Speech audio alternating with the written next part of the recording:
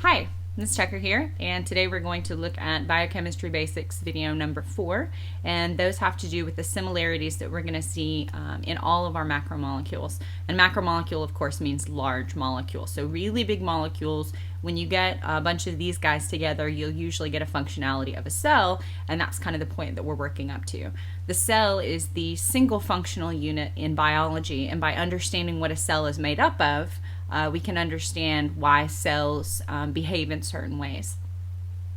We're looking at the similarities because there's some consistency in the structure, which will play out into the consistency of the function. The structure directly affects the function of everything in biology. So we are learning more about the structure in order to understand more about the function.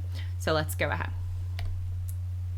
The first similarity that you're going to see, and you already know plenty about, are the elements that are involved in making up each of these molecules. So this is kind of the most zoomed in we're going to get in this class. You've already seen this periodic table for biologists. The elements that we're looking at, of course, are carbon, hydrogen, oxygen, nitrogen, phosphorus, and sulfur, which are all kind of over here, except for hydrogen, which is way over here by itself. So these 6 elements make up the majority of everything that we will see in biology, or at least in biochemistry. Not all of them are going to be involved in making each type of macromolecule, but they will be involved in some combination. For example, carbon, hydrogen, and oxygen make up the structure of carbohydrates. So there isn't any of the other 3 elements found in the class of carbohydrates, just these 3. And that'll change depending on which macromolecule we're looking at. But of course you already know this, so we won't spend too much time on it. The second thing that we're going to look at is the overall structure. And like I said before, macromolecule means large molecule. Before we even get to this point, though, we have to look at what macromolecules are made up of.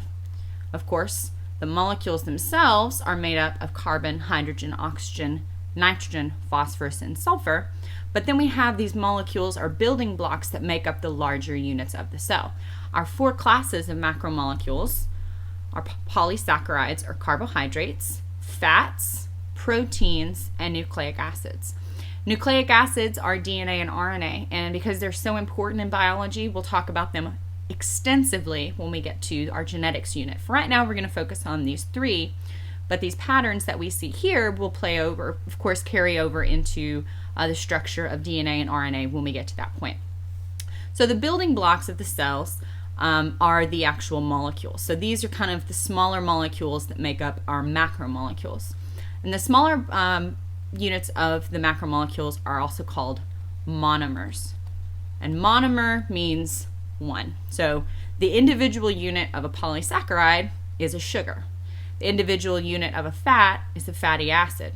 So the sugar is a monomer of a polysaccharide, and amino acid is a monomer of a protein. Does that make sense? These large molecules, another term for macromolecule, is called a polymer. And polymer means lots, more than 2. It could be 5, it could be 5,000. And polymer just means many of a single thing, and this is the single thing that make up our macromolecules. Similarity number 3 is how they are formed. So here we have 2 individual monomers, and they form not a polymer, but a dimer. And a dimer, of course, means 2.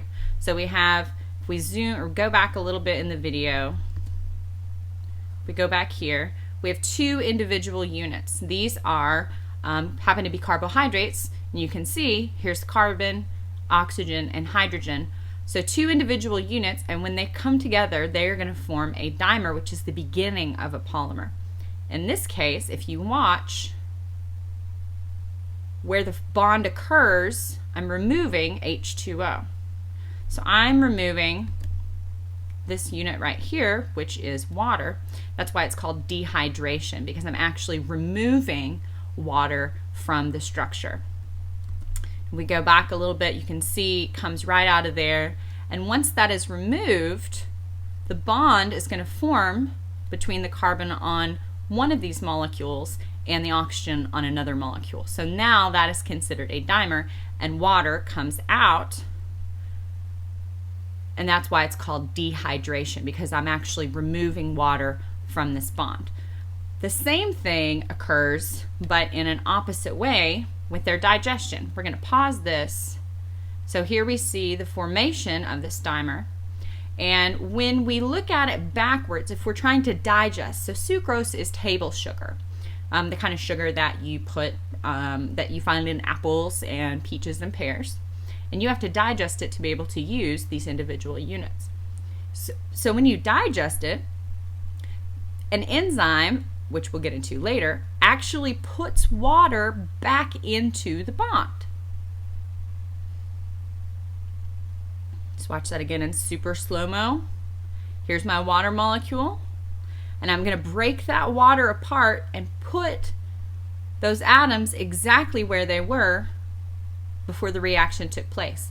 That kind of reaction is called a hydrolysis reaction, and it's called hydrolysis because hydro means water, and lysis, which you will see a lot this year, that term and that suffix anyway, means to split. So there are molecules in your body that are responsible for actually splitting apart water. So here we take it out, that's a dehydration where we're removing water, and in a hydrolysis reaction we split that water apart and put it right back in there. Don't worry if this seems really confusing, because we're going to do this in class with those molecular models that you've seen in previous videos. But for right now, you might want to watch this a couple of times so that you understand where that water comes from in a dehydration reaction, and where it goes as well. Important terms to remember, and I actually need to add one to this list. We're going to put another thing down here. Actually, we might put it right here. A dimer. So monomer, of course, means 1 unit. A dimer is 2 units.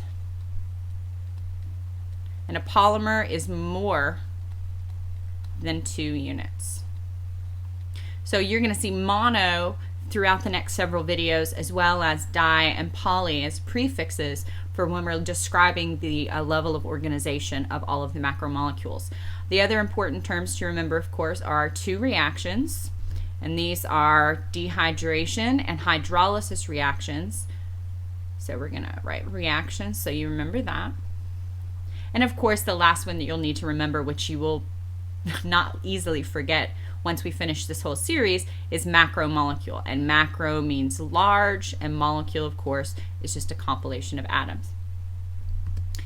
If you do have any questions about the video, be sure to jot them down and bring them into class tomorrow, because we will play with these terms a little bit more, and actually build some of these molecules and look at the dehydration and hydrolysis reactions as they occur.